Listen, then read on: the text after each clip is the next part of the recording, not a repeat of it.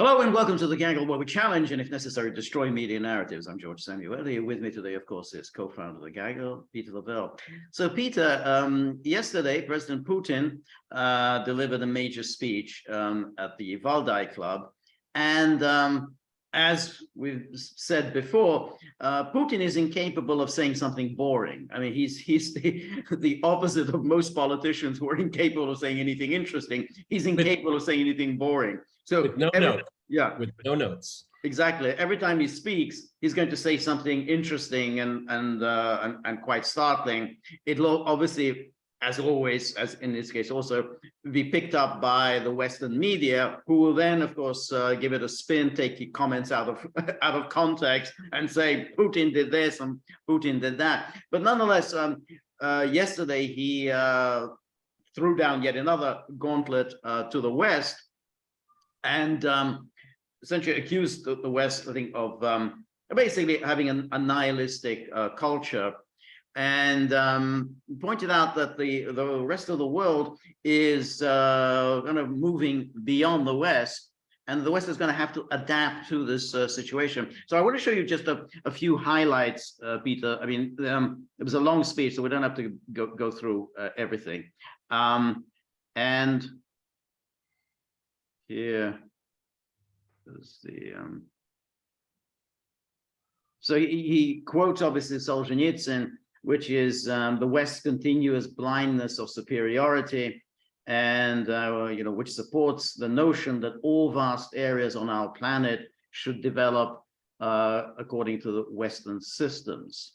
If you remember the Solzhenitsyn speech, it was in 1978. That put an end to the Western adulation of Solzhenitsyn. He was done. He was done, exactly. Up until then, he was this a hero in the West, and then boom, he was gone. And then, so it says, over the past half century, the blindness Solzhenitsyn spoke of, openly racist and neo-colonial in nature, has taken on simply ugly forms, especially after the emergence of the so-called unipolar world. Confidence in one's infallibility is very dangerous, is one step away from the desire of the infallible themselves to simply destroy those they do not like, as they say, cancel. And then he goes on, and that even at the height of the Cold War, at the peak of the confrontation between the systems, ideology and military rivalry, it never occurred to anyone to deny the very existence of culture, art, science of other peoples. It didn't even cross anyone's mind.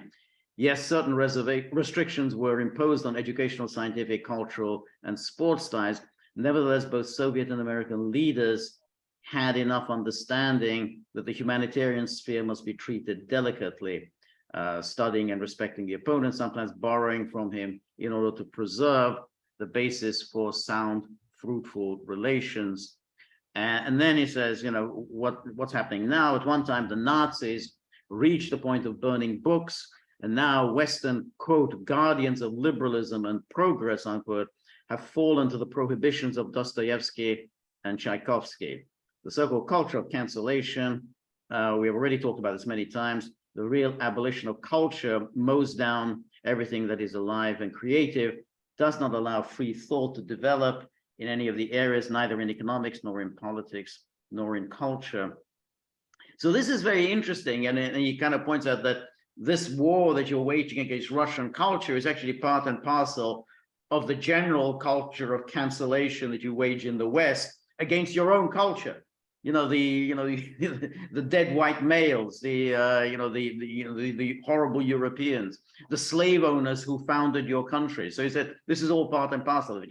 You start canceling this, you're going to start canceling other things. You cancel Thomas Jefferson, then you move on to canceling Dostoyevsky. Yeah, I mean, it's one of those things that I don't think that Western media will pick up on this, because this is something that you and I have talked about at great length, is that Russia as a civilization is an alternative. And Jamie Raskin hates that idea, okay? I mean, he really does epitomize this enormous intolerance in the name of tolerance. It's so amazing. In the name of tolerance, exactly. In the name of tolerance. Right. And what Russia has been, and historically, at least in modern history for the West, Russia is always the other, and everything that is evil and bad, they project upon the other. And the Russians have played that role for centuries now. And now it's par excellence with all this wokeism here. But what Putin is talking about here, it's really common sense. I mean, it's not an epiphany here, but this is foreboding to talk about. And that's why he says it, because he says the obvious here. Yes. Yes, that's right, and this is a theme that he went on about, at length during the Valdai speech. So it says the very liberal ideology has changed beyond recognition. If initially classical liberalism understood the freedom of each person as the freedom to say what you want, to do what you want, then already in the 20th century, liberals began to declare that their so-called open society has enemies. It turns out that an open society has enemies, and the freedom of such enemies can and should be limited, if not abolished. Now they have reached a point of absurdity when any alternative point of view is declared subversive propaganda and a threat to democracy. But again, this is part. Yeah, go ahead. No, this goes back to your theme of Jamie Raskin, because well, that's what Jamie Raskin supports. I mean, he's down for any kind of abolition of views that he doesn't like. Well, and I just will kind of be nerdy here. Okay, so-called open society. This is obviously a hat tip to Karl Popper. Okay, and his very interesting 2 volumes. You can talk about it forever. I mean, it would be endless discussion of his 2 volumes. But I mean, it is obviously referring to that. But he declared the enemies Plato, Marx, Hegel, and it was Plato, Marx, Hegel. There was just those 3 enemies. But I don't think Popper advocated banning Plato, Marx, and Hegel. I mean, he just thought that they were the enemies of the open society. But what Popper did was, it was a polemic. It was exactly the kind of stuff that you and I like, because it's an introduction to a debate of ideas, okay? He was no authoritarian, okay? No. But what he did was challenge pieties, okay? And that's why it was such an interesting book. I have it right behind me, okay? No, that's right. But of course, the notion of the open society became famous because of Popper's purported pupil, George Soros, who studied under Popper at the London School of Economics, then declared that George Soros, is the avatar of open society. That somehow, if you want an open society, you go through Soros. He's going to give us the key to the open society. And this is one of the most purest forms of inverting, because what he understood is the open society. He supports the closed society, is what he has done. That's exactly because it's only, there's a singularity. There is no plurality. Okay, right. And anything beyond the pieties of the elites is ex cathedra, outside the church. Okay? That's right, exactly. Excommunication. And of course, we see this, with social media and elsewhere. Your governments are coming after you. You take a position that is alien to the contemporary liberal ideology, like say pro-life positions. You can suddenly the government is coming after you. You haven't done anything wrong, but they're going to make life very difficult for you. Yes, and in Russia, it's under the law. A family is defined as a male and a female and their offspring. That is the nuclear family. Religion is open faith is protected by the state. I don't know if people have noticed that very often at cultural events, Putin, if there's religious figures there, it's always a leader from the Muslim faith, from the Orthodox faith, the Jewish faith, and very, very often Tibet. Buddhist. Go ahead. Buddhist, yeah. Right. Yeah. So I mean, they're always seen under the law. They are equal, but one is predominant. Obviously, the Orthodox Church. Okay, yeah. But again, these are things that you remember a few years ago when Shoigu was moderating the Victory Day parade, Right, yeah. and as the procession started, he crossed himself, which of course, the hair on fire all over the world. Oh no, the Western world. Okay, right. So many people asked me, and I said, well, I don't even think he was brought up as Christian. Okay, Right. and see, this is again, what Jamie Raskin had to say, what Putin had to say, that you have a choice, everyone. Right. There is a very, very crystal clear choice, a choice that we very rarely get so clear.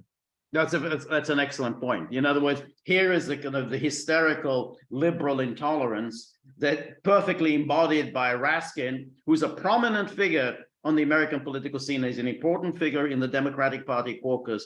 He outlines his intolerant ideology, very, very, very intolerant. All the things that he once banned and which he regards as the enemy, as opposed to this. Which shows, and it is all about plurality. It is not about, well, we have to impose our values on anyone. He said no, it is the West that says there's only it's my way or the highway.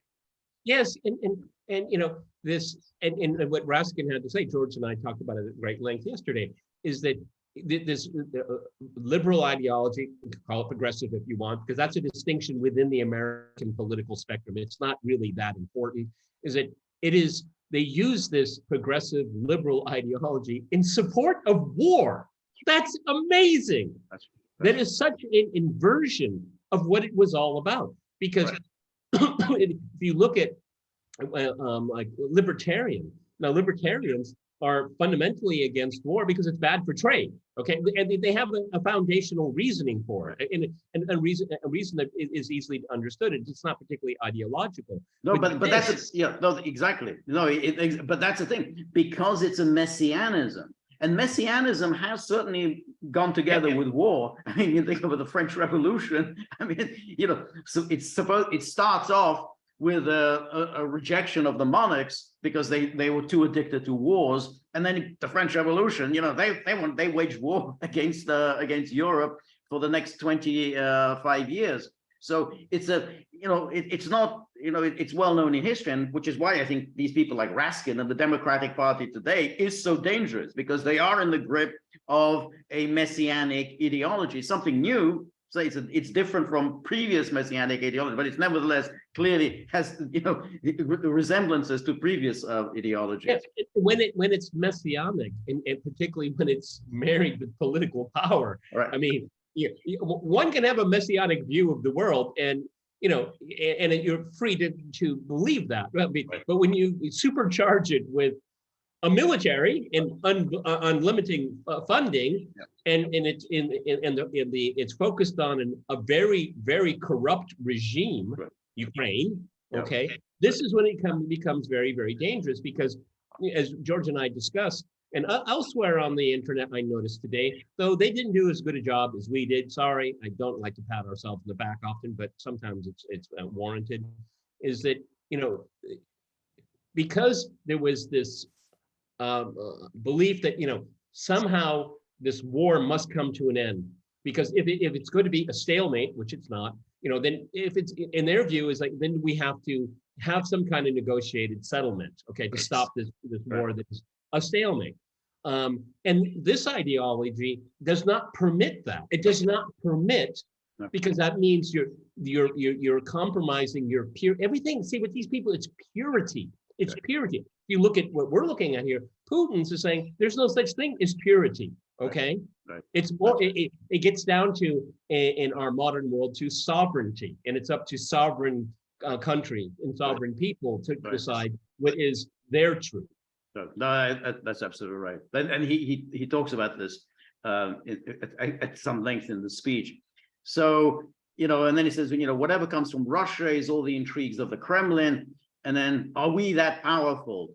Any criticism of our opponents, is perceived as the machinations of the Kremlin, the hand of the Kremlin, which, again, going back to Raskin and so many people, in the mainstream media and so on. And then it says, this is nonsense. What have you fallen to? at least move your brain, say something interesting, state your point of view somehow conceptually. It is impossible to blame everything on the machinations of the Kremlin. Well, again, it is, because it's done. You're No, right, exactly. It's really funny.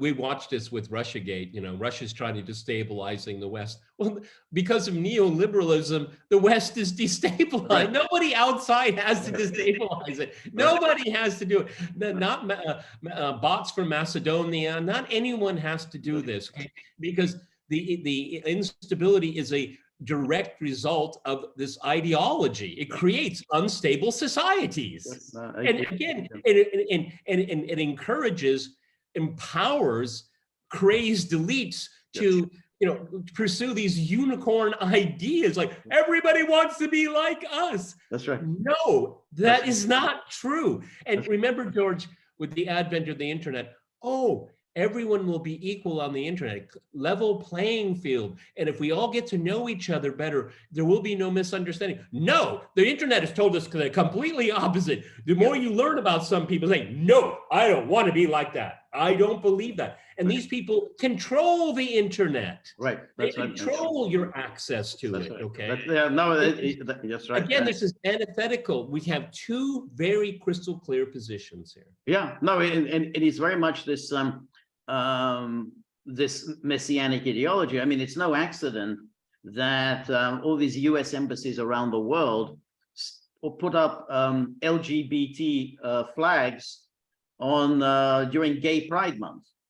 Now, you know, much of the rest of the world, much of the non-Western world, you know, I mean, you know, let's put it politely, has a somewhat skeptical view of homosexuality. Yet the the U.S. embassy insists on doing this, and then putting murals of George Floyd. And again, the people think, well, George Floyd, why would you kind of sanctify somebody like George Floyd? You know, leave aside his death, but you can't sanctify a career criminal and a lifelong junkie. I mean, it's ridiculous to sanctify him. The thing is to be polite, Fine. This is what I always say about, you know, the Netflix metaphor. Sure, that's what they like to present on Netflix. That's what they do there in the West. Okay, that's what you want to do. That's your thing. But that's not for us, okay? And I think that's, I'm very charitable that way. How many countries in the world, you know, condemning the United States because of its policies like on transgender? I don't think very many, but most of them, the vast majority, say that's what you do. But please, it's very much like classical liberalism. Right. Be and let be. Okay, you want to do that? That's cool. Don't step on my toes. I think yeah, exactly right. And that's what's interesting, because you know the way the Western media present Putin's speech, they say he's throwing down the gauntlet of the West. He's demonizing the West. He's mobilizing support against the West. That's not what Putin is doing. Putin is saying, no, what we need is a multipolar world, a tolerant world, and a diverse world, not everything molded by the West. You know, that there's only one path of progress. I mean, it's the exact opposite to the way the media presented Putin's speech. Well, everything that you've read thus far is a critique of the West, yes. But since when is a critique throwing down the gauntlet? Okay, again, the West believe that they are the mandarins of the universe and that they control the laws of physics and all of that. Well, no, you don't. Okay, a critique is not a challenge. Right. Yeah, I agree. And then this is where it get kind of interesting. He says all this was prophetically predicted by Dostoyevsky back in the 19th century. And of course, one of the characters in his novel, in The Possessed, the nihilist Shigalov, described the bright future he invented in this way: leaving boundless freedom, I conclude with boundless despotism. I mean, it's usually translated, starting with absolute freedom, I reach absolute despotism. And he was kind of this revolutionary thinker, you know, in The Possessed. And then this is, by the way, what our Western opponents came to. He's echoed by another protagonist in the novel, Peter Verhovensky, young Verhovensky, arguing that widespread betrayal, denunciation, and espionage is necessary. The society does not need talents and higher ability. Cicero's tongue is cut out. Copernicus's eyes are gouged out. Shakespeare is stoned. This is what our Western opponents are coming to. What is this if not modern Western culture of cancellation? This is entirely correct, because that is exactly what is in The Possessed. Because Verhovensky just say, yeah, we don't need any, stinking culture. We can just get rid of all of that. What matters is power.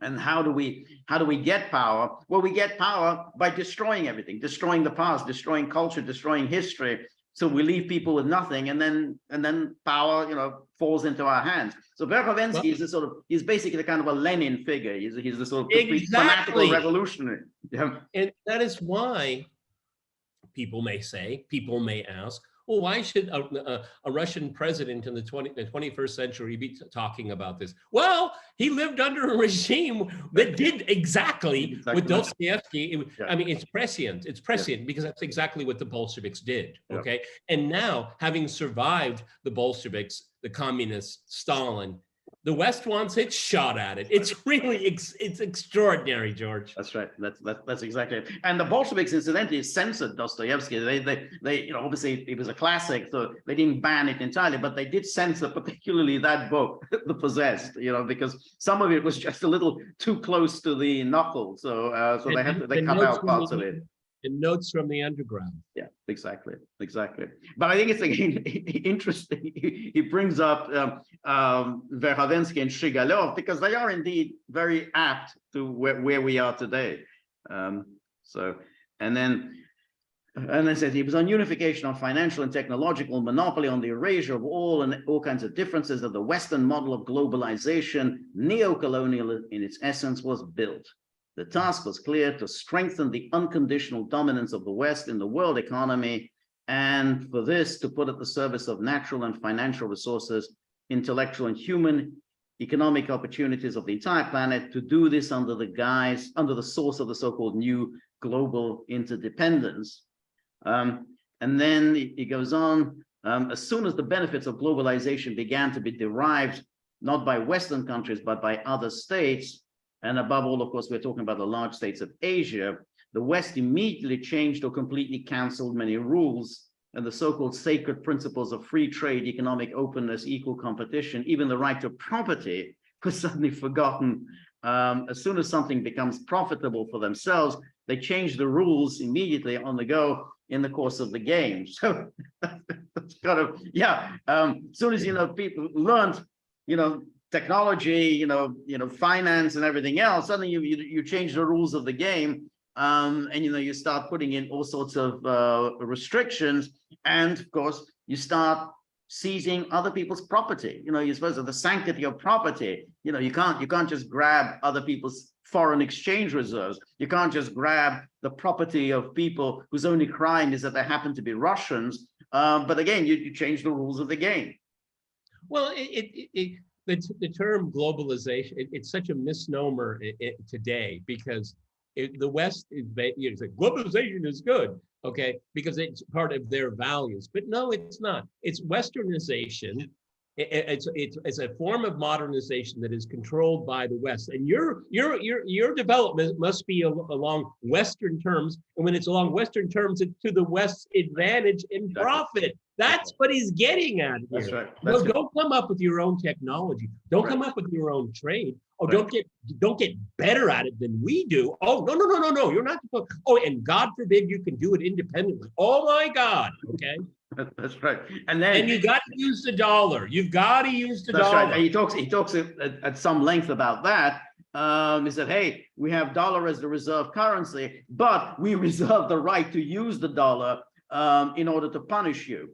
So hey, if it's supposed to be the world's reserve currency, you can't very well then turn around and use it as a mechanism for imposing sanctions on governments you don't like. Hey, yes, you can, because we're doing it. And Venezuela's gold reserves, Russia's foreign exchanges. Okay. Right. I mean, that didn't even happen during the Second World War. No, exactly. They never did that to Nazi Germany. Never seized Germany's foreign exchange reserves. And then he says a concept of me, Western ideologists and politicians have been saying and repeating to the whole world for many years, there is no alternative to democracy. Yes, they were talking about Western liberal model of democracy. All other options and forms of democracy, they scornfully rejected. This manner has developed a long time ago, since colonial times. Everyone is considered a second-class people and themselves are exceptional. And so it continues for centuries to this day. And so, George, to give examples of this, the West will say, it's a country's upcoming have an election. Well, you know, they're not following the rules, so it's void even before they go to the polls. Okay, okay. Exactly. And then we have it, and we have to investigate it, and then oh, well, the outcome is wrong. We need another election. Okay, right. Remember, you know, we need Brexit too. You know, it's right. Always, you know, how many times has the European Union voted? Yeah, that's right. And if a country doesn't, a population of a country doesn't accept a treaty, no, well, we need another election. We have to do it again. Okay, that's right. They did it all the time in the EU. Yeah. And then when Brexit happened, oh, well, there's too much democracy. But there's too much. You know, referendums are no, they're very dangerous. That's right. These are liberals. Yes. They're terrified of democracy. That's exactly right. And that, yeah, they did that. Of course, yeah, they did that several times. They did that in France. They did that in Ireland. So it was a regular thing in Europe. Right? We're going to have another election. But of course, they did that in Ukraine. Remember the 2004 election, which went in favor of Yanukovych. That was the first time the West targeted Yanukovych. When Yanukovych won that election in 2004, it went the wrong way. we have to redo the election. Okay, and then in 2014. Yeah. Hours before the illegal, the coup that subverted a democratically elected government. So the European Union is sitting down and they're saying, okay, we're going to have political reforms. We'll have elections. What was it in 18 or 12 months? I don't remember. 10 months. Okay. It was 10 months. It was going to be in December, yeah, of that year. So it was in February and December, yeah. So there'd be we'll go to the electorate again, and the ink wasn't even dry on the document. That's then right. The coup happens, and then the interlocutors from the European Union, Yanukovych never heard of him. Who? Well, I don't know him. You know, they washed their hands of it. That's right. Okay. Yeah. Oh, Yanukovych fled. Yeah, Yanukovych fled. It's all Yanukovych's fault. He just fled. Yeah. Yeah. You know, people generally flee when they've got, you know, somebody with a gun is coming up the stairs and he's going to shoot him dead. We know these people. They would have killed Yanukovych. I mean, there's no question. And George, these same people with their tattoos, if you know what I mean. Yeah, exactly. And then today, the absolute majority of the world community demands democracy in international affairs and doesn't accept any form of authoritarian dictate by individual countries and groups of states. What is this if not direct application of the principles of democracy at the level of international relations? And what is the position of the civilized West? If you're a Democrat, then it would seem that you should welcome such a natural desire for freedom of billions of people. But no, the West calls it a subversion of the liberal rules-based order, launches economic and trade wars, sanctions, boycotts, color revolutions, prepares and conducts all sorts of coups. Now, is there anything there that is incorrect? I mean, that's a pretty accurate account. Is there anything that a classical liberal could disagree with that? Right. Yeah, that's right. But that's the point. I mean, the liberal does not accept somebody who rejects his ideas. So he says, well, if you rejected it, then it must be because you are in the pay of the Kremlin, or you are a fascist, or you are deluded. You're just too stupid to know what's good for you. But we know exactly what you should do. It's on us to rule in your name because we're just so much better and smarter than you are. Well, I mean, and the West had 500 years of doing that. Right, okay, right. It's the nature of things. That's what we always do. Okay, right. Well, and so Ukraine is the crucible of our time. Is that major economies, Brazil, India, China, saying, well, why should we do what you tell us to do? I mean, what do we get out of it? That's yeah, exactly. And because of this habit of empire, of hubris, that Tony Blinken and Jake Sullivan like, what, really? Really, these people cannot comprehend that you could disagree with them.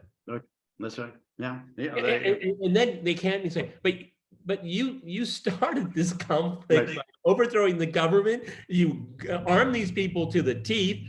The large minority that speaks Russian, their language was outlawed, and then you killed 15,000 of them in Donbass. So you're unprovoked. I mean, that's right. You guys did a lot to push this conflict. That's right. That's right. Yeah, no, that's it. And they keep putting this pressure. Got to get India and China on board. And of course, if India and China don't agree with us, then we can, use economic coercion against them. And again, the Western media, this is right. Yeah, we should use economic coercion against India and China. Not that you're able to do it anymore. I mean, but this isn't the 19th century that you can push India and China around. But you could. But you can push the Europeans around. Right, exactly. Isn't that just amazing? Okay, you look, George. The Europeans, the political leadership of the EU bought into the wokeism and the green maniac, and all of it. Right. And then Washington still screws them. That's right. Okay? I mean, that's what I find truly. That's one of the things historians will be bewildered for decades, if not longer. Why the Europeans did everything they were told and they got crushed as a result. It's amazing. It really is. It really is. Yeah. And then he says, one of them led to tragic consequences in Ukraine in 2014. They supported and even said how much money they spent on this coup. And that was Victoria Nuland who kind of blurted out the 5 billion, but that was just then. That was in 2014. I mean, how many billions have poured into Ukraine? Jump change in 2022. Yeah, exactly. In general, they are simply dumbfounded. They are not shy about anything. They took Soleimani and killed an Iranian general. This is the official of another state. They killed him on the territory of a third country, and on a diplomatic mission. A diplomatic mission. That's right. That's it. Yeah. What is it? What is it in general? Where do we live? And it says, out of habit, Washington continues to call the current world order American liberal, but in fact, every day this notorious order multiplies chaos, and I might add, becomes more and more intolerant, even towards the Western countries themselves, towards their attempt to show any independence. Everything is suppressed right on the vine, and they impose more sanctions against their own allies without any hesitation. And they agree with everything, lowering their heads low. And then he brings up, of course, the case of Hungary, which is, hey, this is your ally, this is your NATO partner, this is a member of the EU, and you're sanctioning Hungary because Hungary has some minor disagreements with the Brussels or Washington.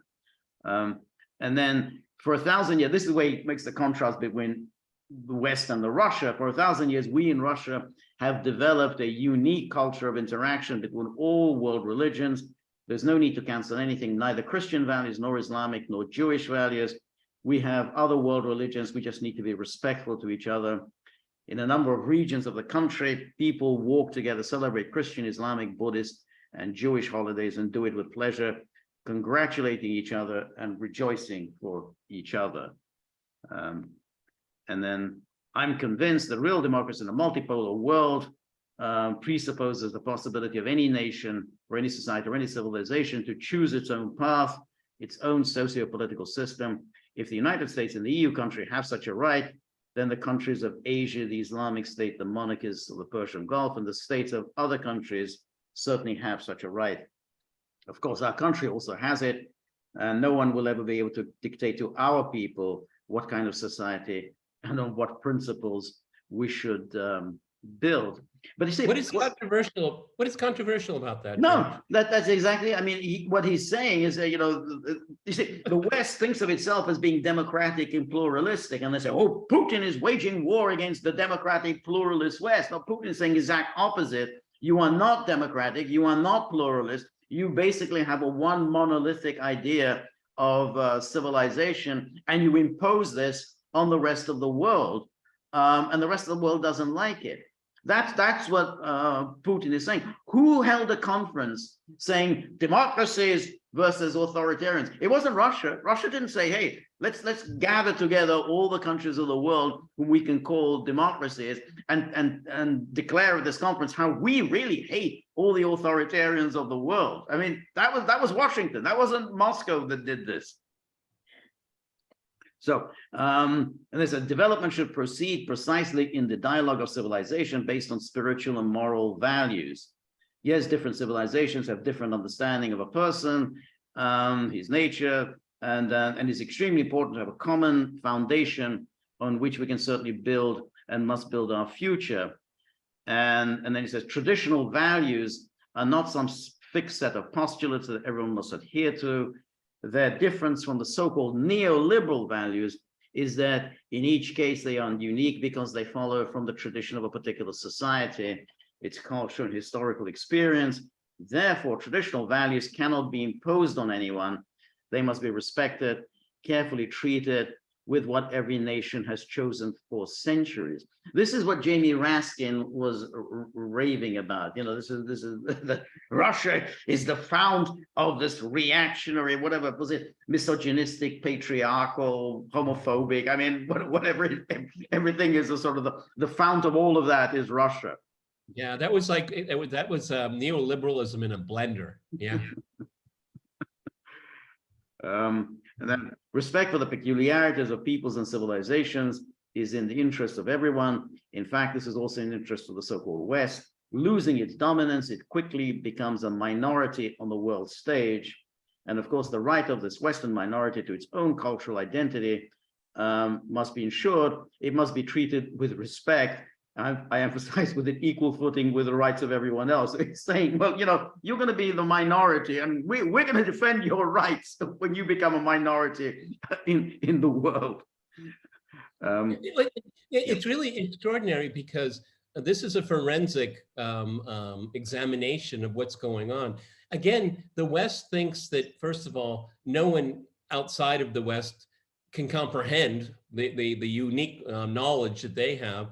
And it's such a I mean, the Burrell Garden. We must cultivate our garden. Blogs tell you every. I mean, he just the mask comes completely off, and that's it. And what Putin is doing is really doing a critique of Raskin and of Burrell. Yeah, that's right. Yeah, the jungle outside, and he says, hey, you know, that jungle, you know, it's not bad. You know, it's not. It isn't that. If Western elites think they can inject into the minds of their people, their societies, newfangled trends like dozens of genders and gay pride parades, then so be it. Let them do what they want.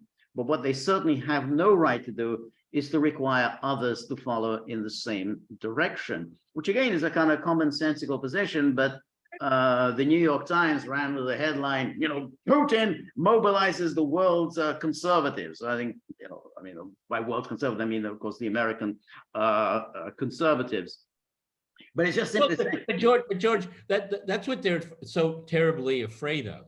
They're so terribly afraid that these neoliberal, this neoliberal ideology and the premises that come together to make it a whole is that they're terrified that the world will not accept it. Okay, and if somebody like Putin, being brought up and living in a conservative country, spouts the obvious, right, then a lot of people in the world are going to say, "Yeah, I kind of more understand this guy." Okay, because it's a lot like where we come from in South America, or in Africa, or in Asia. Right.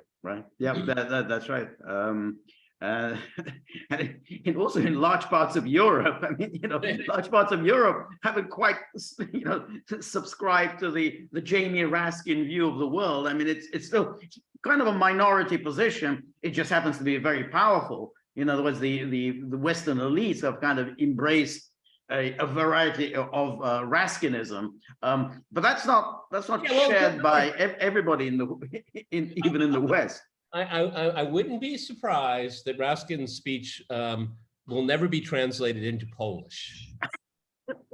I don't think so. But what you say is very interesting, because if you were to tell these Poles who are, who hate Russia with the passion of a Raskin, and say to them, these are your allies. I mean, is this the people you want to associate yourself with? I mean, you think Raskin's going to be tolerant of you? You think he's going to have any time for you? If you were to defeat Russia, you think Raskin isn't going to come right after you immediately? Exactly. Yeah. And then so the world is inherently diverse, and the attempts of the West to drive everyone under one template, nothing will come of it. The arrogant desire for world leadership, for dictatorship, or the preservation of leadership through dictate turns into a decrease in the international authority of the leaders of the world, and an increase in distrust in their ability to negotiate. Today they say one thing, tomorrow another. They sign documents, tomorrow they refuse them. They do what they want. There is no stability at all. It is completely incomprehensible how the documents are signed, what they're talking about, and what one can hope for. I think you've been watching too much of the gaggle. Okay, I think so. Yeah, I think so too. In the current conditions of a tough conflict, I would say some things directly. Russia, being an independent original civilization, has never considered and does not consider itself an enemy of the West. Americanophobia, Anglophobia, Francophobia, Germanophobia, these are the same forms of racism as Russophobia and anti-Semitism. However, in the manifestations of xenophobia, which again is something we've talked about, is that there isn't anything comparable in Russia as Russophobia. There isn't. There's a kind of an obsession.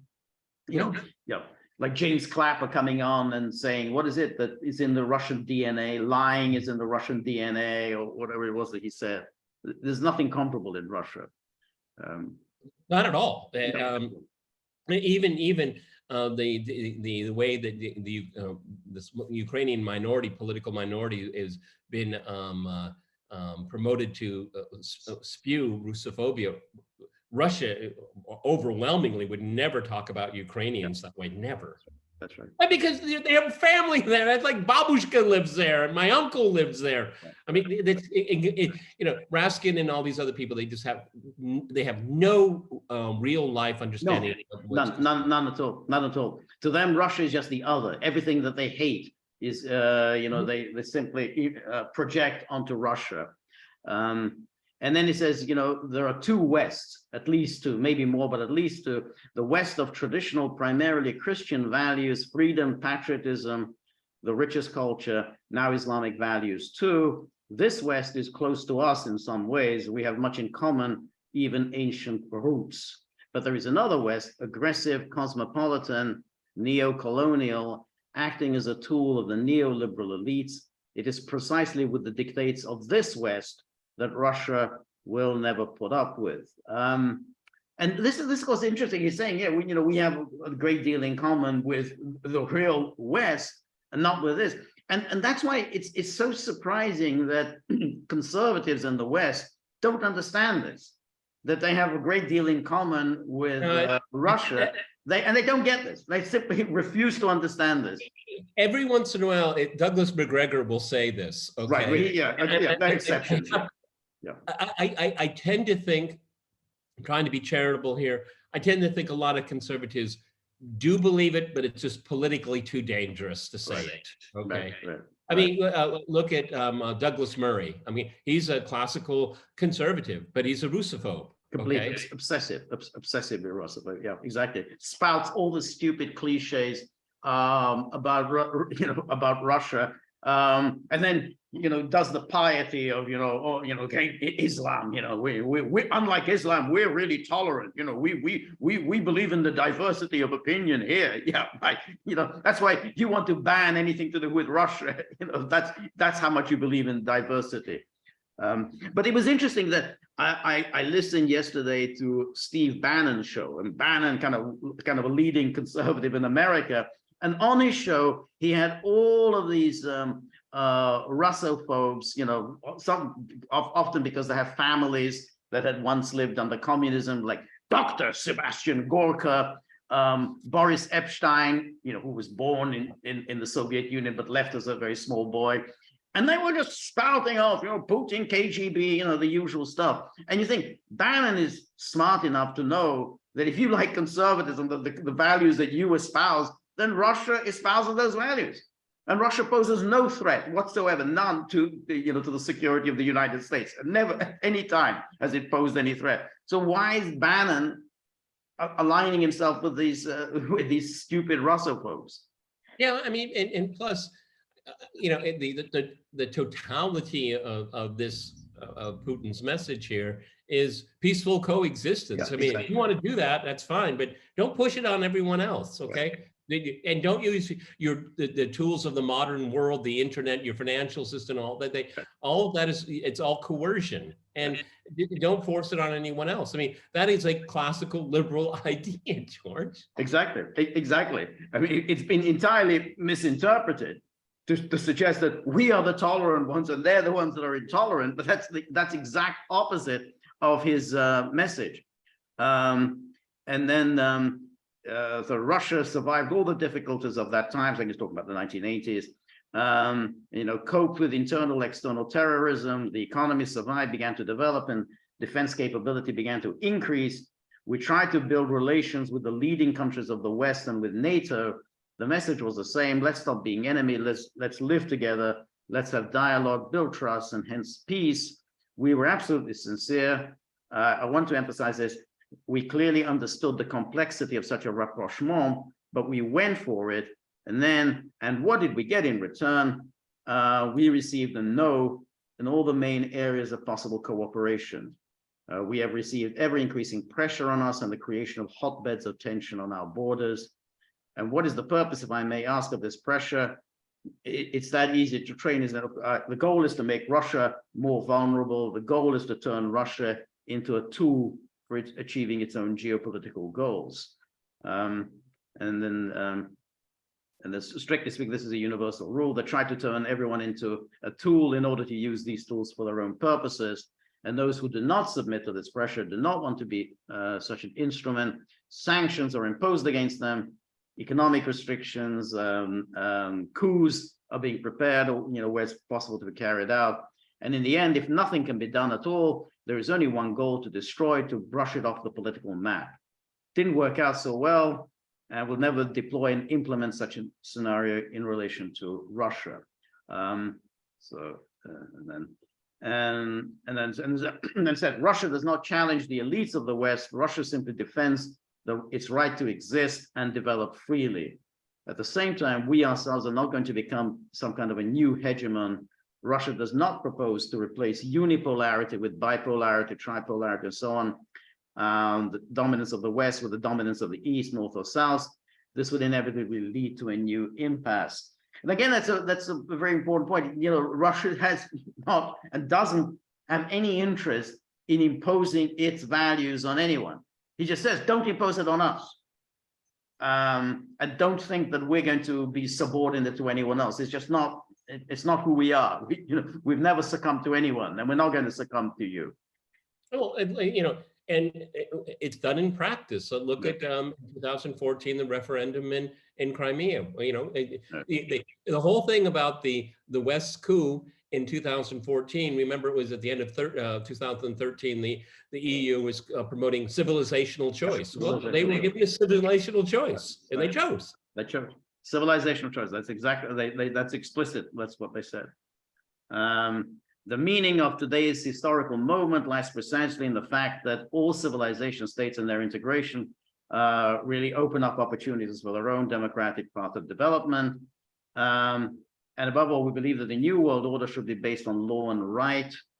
And then, world economy should be free and open. And then, Russia considers the formation of new international financial platforms for the purposes of international settlements. Such platforms should be outside of national jurisdictions, be secure, depoliticized, automated, and not depend on any single control center. Is it possible to do this or not? Yes, it will require a lot of effort, the unification of the efforts of many countries, but it can be done. So I've been saying this for years. Yeah, absolutely.